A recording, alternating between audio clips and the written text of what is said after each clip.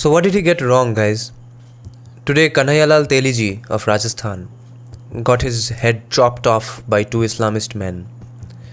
You guys know the story already probably, and I don't need to rehash it, but today feels different.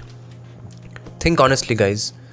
Doesn't this feel like, again, even now, after all these years of all these economic upliftments and education and scholarships and international diplomacy, even now, as easily as before? I don't really feel like even making a video today, but I thought it would be right to share my emotions with the 50 to 100 regular viewers I have till now, because I am sure you people are feeling the same thing. So who was Kanhaiyalal Teli? He was a hard-working tailor, made an honest living. He had expressed his support for the spirit of freedom of speech of Nupur Sharma. He believed that Nupur Sharma was right in doing what she did. He was a brave man who showed support for a woman who was being bullied both online and offline with threats of physical violence by people from all around the planet. Now, remember that he had to have known that he's pissing off a lot of people, right? And he had to have known that specifically one particular community of a religion would be extra pissed off. He had an FIR on his name for virtually supporting the free speech of a woman who was being hated for saying factually correct things in a rude tone. Okay, so if he knew all this, if he received threats, if he got an FIR in his name, tell me why he was attending to obviously Muslim-looking customers. Because he was being nice. Because he believed that not all Muslims are bad. Or because he needed the business. So, he let those men enter his shop and was casually and calmly talking to them, going about his business like any other day, right? We have two possible reasons for that. Either he was being a truly secular Hindu in the Gandhian sense and was a living example of Sarva Dharma Samabhava. He had probably believed in his heart that not all Muslims are bad. And even though a lot of them have threatened me for showing support for a woman, these two particular people are definitely not bad. And so Kanhaiyalalji believed in acceptance, or he was merely thinking about it from the business perspective, which is also great. Capitalism, or the market, solves all problems, right? So the market ensured that he did not behave like an Islamophobic person, and therefore Kanhaiyalalji didn't end up believing that all Muslims are bad, and hence had no problem doing business with these two people. So either of these two mental systems, either secularism or capitalism, made him show good behavior. Behavior that is expected of a model citizen. An ideal good person. So what we can basically conclude is that if he had been an Islamophobe, his life could be saved, probably. There's a slight chance, right? I know he still could have been beheaded on the streets while going back home after work or while getting to work. But maybe the murderers would feel a little more fear on the streets in public, don't you think? We can't guarantee anything, but I think he would have a little more chance of being alive today if he hadn't let those men inside his store. Now, do we then need to change the definition of good behavior? Is a good behavior just being nice to someone? Or does the concept of good behavior include self-defense? If you have to behave rudely to save yourself, is it bad behavior? Let me argue why it's not. Why it's not bad to think of your self-defense, and why it's good to defend yourself against all odds. As an ideal citizen, you are supposed to prevent any harm to your fellow citizens, and automatically it becomes your duty to save yourself as well. It's your duty to save yourself. Why? We'll get to that. No matter how, but you deserve to be alive. And it's not just an emotional claim. I'm not trying to be your psychologist or therapist that you are well deserved. You matter. Maybe you do matter. I'm not trying to be your psychologist. I'm saying there's a very, very logical, mathematical and economic reason for you to be alive, along with the fact that your spirit, your energy took charge of some hydrocarbon material and turned you into a living, breathing human being. And therefore, you automatically deserve to experience and serve this beautiful planet for as long as your age permits you. But in this case, I have an additional point. See, we are mostly a socialist country, right? And we get a lot of free stuff from the government.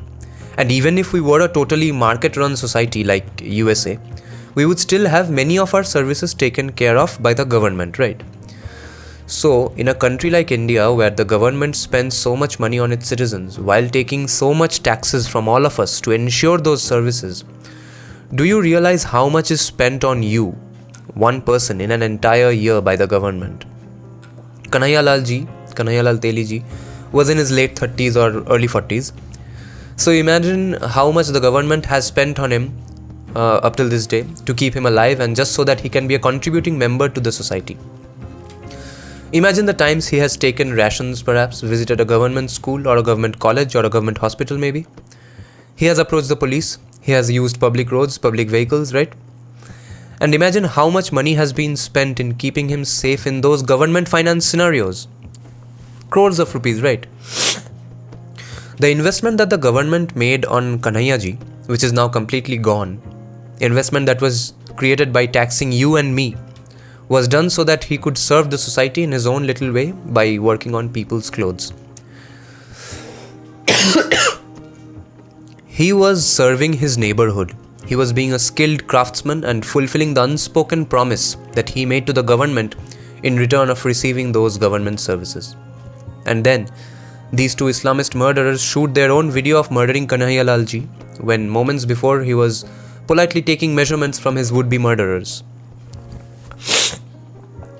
The murderers cut down an innocent life in his prime and made another video casually talking about it with pride. You all know that they threatened the Prime Minister as well. Now obviously these kind of people won't reach up to the Prime Minister, but what if they are around you? Among the elusive and endangered species called the good Muslims, these potential murderers are probably roaming about. So what do? I say, statistically speaking, logically speaking, and also speaking from empirical data, there are good Muslims. But am I supposed to sacrifice my defense, my safety, at the altar of this idea called not all Muslims? All I'm asking is, does a Muslim's right to not be faced with rudeness trump my right to be alive? Let there be good Muslims. There will be people like Khalid Beg, Amna Ansari Begum. Support them. Hope they thrive. Hope they change our conflict into total friendship sometime soon. But what should I assume? Tell me. What should I assume when I see a person who I know to be a Muslim? If you are a nice person, you obviously might assume the best in them. Maybe you bow to the divine in the man you see in front of you. But I'm asking you and I'm asking myself, are we operating on hard evidence and data? On this point, please do some hard research and take your decision for yourself. The decision may depend on the specific place you live in or work, or at the specific industry you work in. But give it another thought, that is your decision to expect most Muslims to be good Muslims based on facts? Are you telling me these two murderers who look like in their late 20s or early 30s did not have a single Hindu friend? Are you saying not one Hindu in the world thought these people were good Muslims?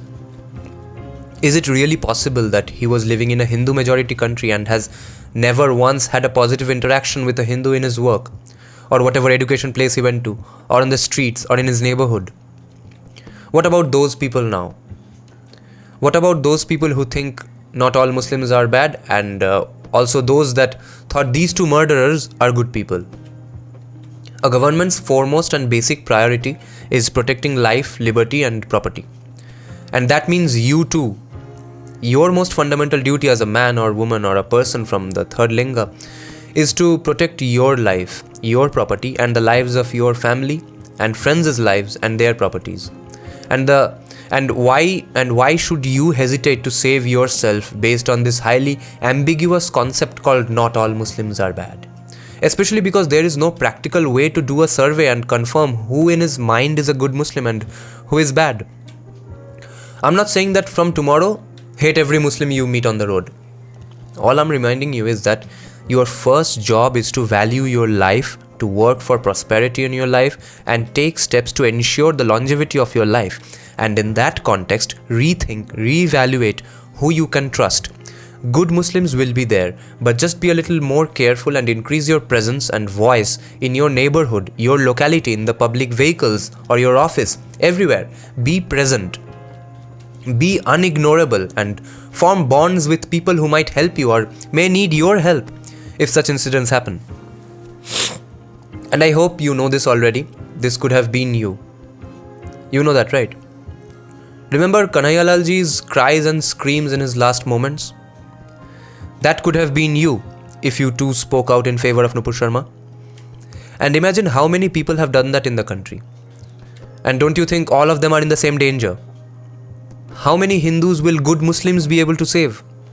Logistically speaking, is it possible for the good Muslims to remain vigilant and go around the country preventing bad Muslims from killing anyone who supports Nupur Sharma? Is appeasing going to turn bad Muslims into good Muslims? Did capitalism save Kanhaiyalal ji? Did the philosophy of acceptance save Kanhaiyalal ji? No. All you need to think right now, the only thing you need to think of right now, is your self-defense. That is the foremost priority right now. You stay safe and be as courageous as possible while being safe. Thank you for listening to my rant on this sad day.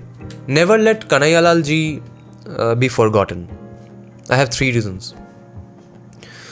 Never let Kanhaiyalal ji be forgotten because he was a hard-working, honest wage earner. Never let Kanhaiyalal Teli ji be forgotten because he was an innocent man who deserved to live. And never let Kanhaiyalal ji be forgotten because that could have been you.